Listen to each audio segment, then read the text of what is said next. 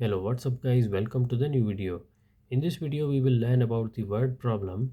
The problem says a test has 100 multiple choice questions in which 2 marks are awarded for every correct answer and half mark is deducted for every question unattempted or answered incorrect.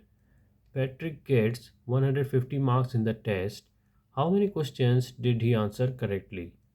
Now according to the statement, the number of questions answered correctly is equal to x, so we have to find out the x. The number of questions incorrect or unattempted is equal to 100 minus x because the total questions are 100, so 100 minus x, the correct answers.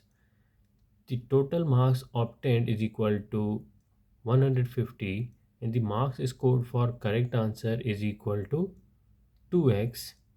The mark deducted for unattempted or incorrect answer is equal to, so that will be incorrect or unattempted multiplied by the marks deducted.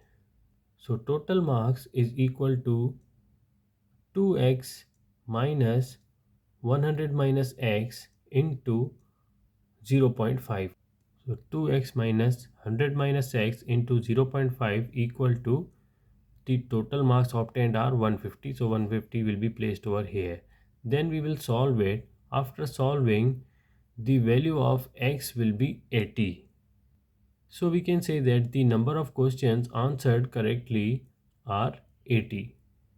I hope you understand. Thank you for watching this video.